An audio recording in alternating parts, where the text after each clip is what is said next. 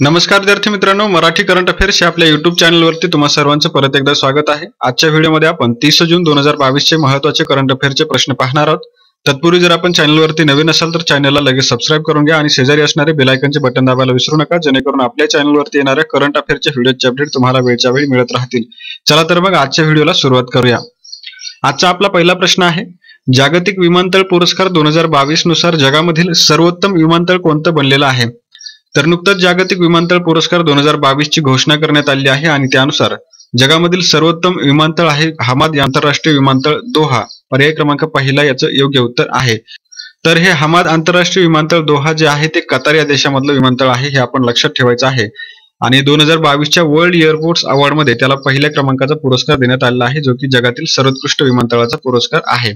आणि हे पुरस्कार स्कायट्रॅक्स एव्हिएशन रँकिंग या कंपनीने जाहीर केले आहे, जे की जगामधील सर्वोत्तम 100 विमानतळांना हे पुरस्कार जाहीर करण्यात आलेले आहेत। तर स्कायट्रॅक्स एव्हिएशन रेटिंग फर्म वार्षिक जागतिक विमानतळ पुरस्कार 2022 ची यादी जी आहे ती नुकतीच प्रसिद्ध केली आहे आणि त्यामध्ये आपल्या भारतामधील 3 विमानतळांना पुरस्कार मिळालेले आहेत। तर या पुरस्कारांमध्ये दिल्ली विमानतळ जे आहे ते 37व्या क्रमांकावरती आहे, बेंगळुरू विमानतळ 61व्या क्रमांकावरती आहे आणि हैदराबाद विमानतळ हे 63व्या क्रमांकावरती आहे। तसंच आपल्या विमानतळांना जे पुरस्कार मिळाले आहेत ते भारत आणि दक्षिण आशिया या वर्गवारीमधून हे पुरस्कार मिळालेले आहेत। तर ते पुरस्कार आपण पाहूया। भारत आणि दक्षिण आशिया या कॅटेगरीमधून सर्वोत्तम विमानतळाचा पुरस्कार इंदिरा गांधी आंतरराष्ट्रीय विमानतळ दिल्लीला मिळालेला आहे।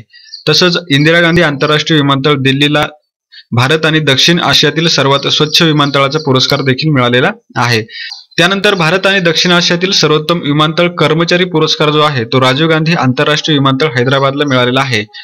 आणि भारत आणि दक्षिण आशियातील सर्वोत्तम प्रादेशिक विमानतळ पुरस्कार जो आहे तो कॅम्पेगौडा आंतरराष्ट्रीय विमानतळ बेंगळुरू या विमानतळाला मिळालेला आहे।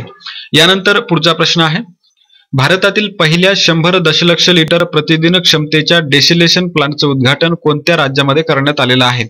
तर आपल्या भारतामधील पहिला 100 दशलक्ष लिटर प्रतिदिन क्षमतेचा डेसिलेशन प्लांट जो आहे तो गुजरात राज्यामध्ये सुरू करण्यात आलेला आहे। पर्याय क्रमांक दुसरं गुजरात याचं योग्य उत्तर आहे। गुजरातचे मुख्यमंत्री भूपेंद्र पटेल यांनी गुजरात राज्यामध्ये भरूच जिल्ह्यातील दहेज या ठिकाणी हा पहिला 100 दशलक्ष लिटर प्रतिदिन क्षमतेचा डेसिलेशन प्लांट जो आहे त्याचं उद्घाटन केलेलं आहे। मग या ठिकाणी डेसिलेशन या शब्दाचा उल्लेख आलेला आहे, तर त्याबद्दल आपण माहिती घेऊया। डेसिलेशन म्हणजे विलवणीकरण। विलवणीकरण ही एक प्रक्रिया असते ज्या अंतर्गत खारट पाण्यामधून खनिज घटक काढून टाकले जातात, हे आपण लक्षात ठेवायचं आहे। यानंतर आता आपण पुढचा प्रश्न पाहूया। कोणत्या संस्थेनं गुरुत्वाकर्षण विरोधी बॉडी सूट विकसित केलेला आहे? तर गुरुत्वाकर्षण विरोधी बॉडी सूट जो आहे तो भारताच्या एम्स दिल्ली या संस्थेनं विकसित केलेला आहे। पर्याय क्रमांक पहिला all India institute of medical sciences Delhi याचं योग्य उत्तर आहे। त्याला आपण शॉर्ट फॉर्म मध्ये एम्स असं म्हणतो। तर all India institute of medical sciences दिल्लीनं अंतराळामध्ये योगासाठी अँटी ग्रॅव्हिटी बॉडी सूट विकसित केलेला आहे, जो की जागतिक योग दिनाच्या निमित्ताने या संस्थेनं हा बॉडी सूट विकसित केलेला आहे। आणि हा बॉडी सूट कोणत्या उद्देशाने तयार करण्यात आला आहे? तर अंतराळवीरांना अंतराळामध्ये योग करण्यास मदत करण्यासाठी हा body suit all India institute of medical sciences दिल्लीने विकसित केलेला आहे। मग या ठिकाणी आंतरराष्ट्रीय योग दिनाची देखील आपण माहिती घेणं गरजेचं आहे। तर आंतरराष्ट्रीय योग दिन जो असतो तो 21 जूनला असतो आणि यावर्षीच्या योग दिनाची थीम राहिलेली आहे मानवतेसाठी योग आणि यजमान शहर आहे कर्नाटक मधील म्हैसूर। यानंतर पुढचा प्रश्न आहे, जगामधील सर्वात मोठा स्वच्छ पाण्यातील स्टिंग रे नावाचा मासा जो आहे तो कोणत्या देशामध्ये सापडलेला आहे? तर जगातील सर्वात मोठा स्वच्छ पाण्यातील स्टिंग रे मासा जो आहे तो कंबोडिया देशामध्ये सापडलेला आहे। पर्याय क्रमांक तिसरा कंबोडिया याचं योग्य उत्तर आहे। तर नुकतंच जगातील सर्वात मोठा गोड्या पाण्यातील मासा म्हणून या स्टिंग रेची नोंद Guinness book of world record मध्ये झाली आहे, ज्याची लांबी 13 फूट आहे आणि वजन 661 पाऊंड आहे आणि हा मासा कंबोडियामधील मेकॉंग नदीमध्ये सापडलेला आहे। यानंतर पुढचा प्रश्न आहे, राष्ट्रीय सूक्ष्म लघु व मध्यम उद्योग पुरस्कार 2022 मध्ये पहिल्या क्रमांकाचं पारितोषिक कोणत्या राज्याला मिळालेलं आहे? तर राष्ट्रीय सूक्ष्म लघु व मध्यम उद्योग पुरस्कार 2022 मध्ये पहिल्या क्रमांकाचं पारितोषिक जे आहे ते ओडिशा राज्याला मिळालेलं आहे। पर्याय क्रमांक दुसरा ओडिशा याचं योग्य उत्तर आहे। तर नुकतंच सूक्ष्म लघु व मध्यम उद्योग पुरस्कार 2022 जाहीर करण्यात आले आहेत आणि हे पुरस्कार केंद्र सरकारच्या सूक्ष्म लघु व मध्यम उद्योग मंत्रालयाकडून दिले जातात, हे आपण लक्षात ठेवायचं आहे। तर यामध्ये राज्य आणि केंद्रशासित प्रदेश वर्गवारीमध्ये पहिल्या क्रमांकाचा पुरस्कार ओडिशाला घोषित झालेला आहे, दुसऱ्या क्रमांकाचा पुरस्कार बिहारला घोषित झालेला आहे आणि तिसऱ्या क्रमांकाचा पुरस्कार हरियाणा या राज्याला घोषित झालेला आहे। तर या पुरस्कारांमध्ये जिल्हा पुरस्कारांच्या वर्गवारीमध्ये विरुधनगर जिल्हा जो तामिळनाडू मधील आहे त्याला पहिल्या क्रमांकाचा पुरस्कार मिळालेला आहे. त्यानंतर दुसऱ्या क्रमांकाचा जिल्हा जो आहे तो म्हणजे करौली राजस्थान मधील जिल्हा आहे आणि तिसऱ्या क्रमांकाचा पुरस्कार ओडिशा मधील कलहंडी या जिल्ह्याला मिळालेला आहे.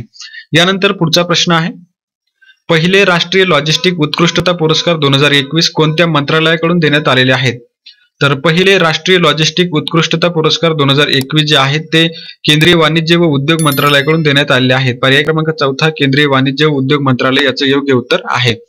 तर पहिल्यांदाच राष्ट्रीय लॉजिस्टिक उत्कृष्टता पुरस्कार जाहीर करण्यात आलेले आहेत आणि ते देणारं मंत्रालय जे आहे ते वाणिज्य आणि उद्योग मंत्रालय आहे आणि हे पुरस्कार एकूण 12 श्रेणीमध्ये दिले जात आहेत. तर हे पुरस्कार देण्यामागचं उद्दिष्ट काय आहे, तर ज्यांनी नवोन्मेष, विविधता आणि कार्यक्षमता दाखवून दिली आहे अशा देशातील अनेक लॉजिस्टिक सेवा प्रदात्यांचा सन्मान करणं हे राष्ट्रीय लॉजिस्टिक उत्कृष्टता पुरस्कारांचं उद्दिष्ट आहे.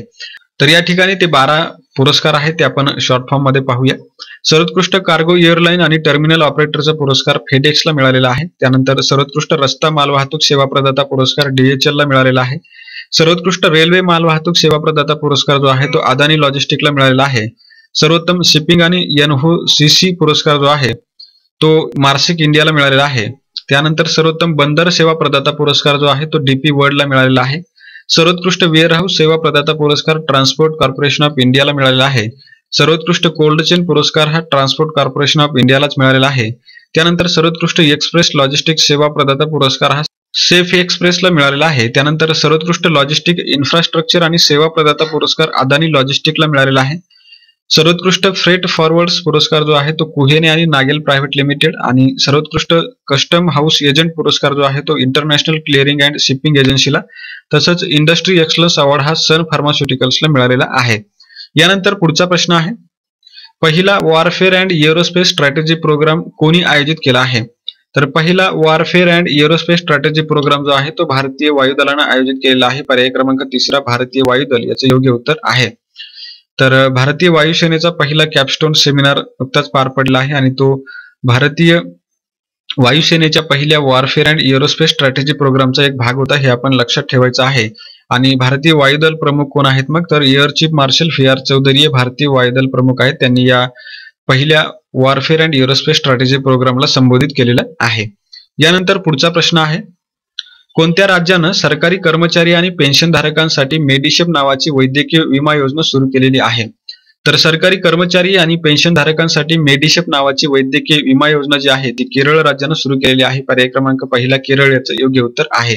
तर मेडिशेप योजना जी आहे तिचा फुल फॉर्म आहे medical insurance scheme for state employees and pensioners, जी की केरळ राज्यानं 1 जुलै 2022 पासून लागू करण्याची घोषणा केलेली आहे.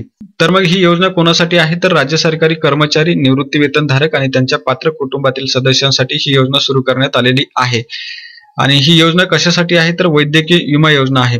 या अंतर्गत प्रतिवर्ष 3 लाख रुपयापर्यंत सर्वसमावेशक कव्हरेजसह कॅशलेस वैद्यकीय सहाय्य प्रदान केलं जाणार आहे. आणि ही योजना राबवणारी कंपनी कोणती आहे, तर ओरिएंटल इन्शुरन्स कंपनी मार्फत ही योजना राबवली जाणार आहे. यानंतर पुढचा प्रश्न पाहूया, भारतीय डिस्कस थ्रोअर नवजीत ढिल्लन या खेळाडूने कोसोनो मेमोरियल 2022 ॲथलेटिक्स संमेलनामध्ये कोणते पदक जिंकलं आहे? तर भारताची डिस्कस थ्रोअर नवजीत ढिल्लननं कोसोनो मेमोरियल 2022 ॲथलेटिक्स संमेलनामध्ये सुवर्ण पदक जिंकलेलं आहे. पर्याय क्रमांक पहिला सुवर्ण पदक याचं योग्य उत्तर आहे. आणि या स्पर्धा कोणत्या ठिकाणी झालेल्या आहेत, तर कझाकस्तानमधील आल्माटी या ठिकाणी या स्पर्धा झालेल्या आहेत आणि त्यामध्ये नवजीत ढिल्लननं महिलांच्या डिस्कस थ्रो मध्ये 56.24 मीटर थ्रो करून विजय मिळवलेला आहे. यानंतर पुढचा प्रश्न आहे, IWF म्हणजेच इंटरनॅशनल वेटलिफ्टिंग फेडरेशनचे नवीन अध्यक्ष म्हणून कोणाची निवड झालेली आहे? तर जागतिक वेटलिफ्टिंग फेडरेशनचे नवीन अध्यक्ष बनलेले आहेत मोहम्मद जलूद. पर्याय क्रमांक पहिला मोहम्मद जलूद याचं योग्य उत्तर आहे. तर आंतरराष्ट्रीय वेटलिफ्टिंग फेडरेशननं मोहम्मद जलूद यांची या संघटनेचे अध्यक्ष म्हणून निवड केलेली आहे. इंटरनॅशनल वेटलिफ्टिंग फेडरेशन जे आहे त्याची स्थापना 1905 साली झाली आहे आणि चे सदस्य देश आहेत 192. या संघटनेचं मुख्यालय आहे स्वित्झर्लंड मधील लॉसनी या ठिकाणी आणि आता हिचे अध्यक्ष बनलेले आहेत इराकचे मोहम्मद हसन जलूद. आणि ही संघटना कशासाठी आहे, तर ऑलिम्पिक वेटलिफ्टिंग या खेळाची आंतरराष्ट्रीय प्रशासकीय संस्था ही संघटना आहे, हे आपण लक्षात ठेवायचं आहे. यानंतर आता आपण वन लाइनर प्रश्न पाहूया. पहिला प्रश्न आहे, व्यापारी जहाजांवर काम करण्यासाठी शिपिंग महासंचालनालयासोबत सामंजस्य करार कोणी केलेला आहे? तर याचं योग्य उत्तर आहे भारतीय नौदल. दुसरा प्रश्न आहे तिबेटवर 8वी जागतिक संसदपटू परिषद 2022 कोणत्या ठिकाणी आयोजित करण्यात आली? तर या प्रश्नाचं उत्तर आहे वॉशिंग्टन. तिसरा प्रश्न आहे फिफाने जाहीर केलेल्या जागतिक पुरुष फुटबॉल क्रमवारी 2022 मध्ये आपल्या भारताचा क्रमांक कितवा आहे? तर याचं योग्य उत्तर आहे 104वा क्रमांक. चौथा प्रश्न आहे आयसीआयसीआय बँकेनं भारत आणि परदेशामध्ये उच्च शिक्षण घेणाऱ्या विद्यार्थ्यांसाठी कोणता डिजिटल प्लॅटफॉर्म सुरू करण्याची घोषणा केलेली आहे? तर याचं उत्तर आहे कॅम्पस पॉवर. पाचवा प्रश्न आहे राष्ट्रपती पदाच्या उमेदवार द्रौपदी मुर्मू कोणत्या राज्यामधील आदिवासी नेते आहेत? तर याचं उत्तर आहे ओडिशा. सहावा प्रश्न आहे भारत आणि बांगलादेश दरम्यान जॉईंट कन्सल्टेटिव्ह कमिशन बैठकीची 7वी फेरी कोणत्या ठिकाणी झाली? तर याचं उत्तर आहे नवी दिल्ली. सातवा प्रश्न आहे जिओ इन्फोकॉम कंपनीचे संचालक कोण बनले आहेत? तर याचं उत्तर आहे आकाश अंबानी. आठवा प्रश्न आहे नुकतीच इंग्लंडच्या कोणत्या क्रिकेटपटूने आंतरराष्ट्रीय क्रिकेटमधून निवृत्तीची घोषणा केली? तर याचं उत्तर आहे इवॉन मॉर्गन. आणि आता आपण कालच्या प्रश्नांचं रिव्हिजन करूया. कालचा पहिला प्रश्न होता डिजिटल व्यवहारांमध्ये पहिल्या क्रमांकाचा देश कोणता? तर याचं उत्तर आहे आपला भारत. दुसरा प्रश्न होता एस.एम. कृष्णा नारायण मूर्ती प्रकाश पदुकोण यांना कोणता पुरस्कार मिळाला? तर याचं उत्तर होतं कॅम्पेगौडा आंतरराष्ट्रीय पुरस्कार.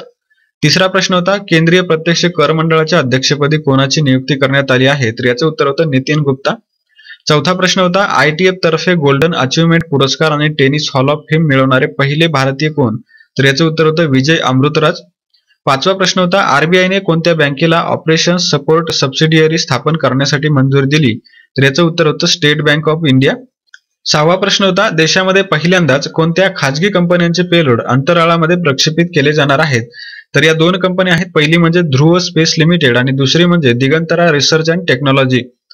सातवा प्रश्न होता इंडिया डेट रेझोल्युशन कंपनीचे CEO म्हणून कोणाची निवड झाली? तर याचं उत्तर आहे अविनाश कुलकर्णी. आठवा प्रश्न होता टाटा पॉवर सोलर सिस्टम्सने भारतातील सर्वात मोठा तरंगता सौर ऊर्जा प्रकल्प कोणत्या ठिकाणी सुरू केला? तर याचं उत्तर आहे कायमकुलम, केरळ. नववा प्रश्न होता थिओ मार्गारिटा मॅग्निफिका बद्दल योग्य पर्याय ओळखायचा होता, तर याचं उत्तर आहे सर्वात मोठा जीवाणू. आणि 10वा प्रश्न होता कॉमनवेल्थ संघटनेमध्ये कोणते 2 नवीन देश सामील झाले आहेत? तर याचं उत्तर होतं गॅबॉन आणि टोगो. यानंतर आता आपण कालच्या सराव प्रश्नाचं उत्तर पाहूया. कालचा सराव प्रश्न होता कॉमनवेल्थ संघटनेमध्ये आता एकूण सदस्य किती झाले आहेत? तर याचं उत्तर सर्वांनी बरोबर दिलेलं आहे. पर्याय क्रमांक चौथा 56 याचं योग्य उत्तर आहे. आणि आता आजचा सराव प्रश्न आहे, याचं उत्तर तुम्ही कमेंट बॉक्समध्ये सांगणार आहात. प्रश्न आहे जागतिक विमानतळ पुरस्कार 2022 नुसार भारतातील सर्वोत्तम विमानतळ कोणतं? तर याचे पर्याय आहेत. पहिला पर्याय हमाद आंतरराष्ट्रीय विमानतळ दोहा, दुसरा पर्याय इंदिरा गांधी आंतरराष्ट्रीय विमानतळ दिल्ली, तिसरा पर्याय राजीव गांधी आंतरराष्ट्रीय विमानतळ हैदराबाद आणि चौथा पर्याय कॅम्पेगौडा आंतरराष्ट्रीय विमानतळ बेंगळुरू. आणि याचबरोबर आपला आजचा व्हिडिओ संपलेला आहे. व्हिडिओ आवडला असल्यास व्हिडिओला लाईक, शेअर आणि सबस्क्राईब करायला विसरू नका. आणि आपण भेटूया अशाच एका नवीन व्हिडिओमध्ये. तोपर्यंत जय हिंद, जय महाराष्ट्र.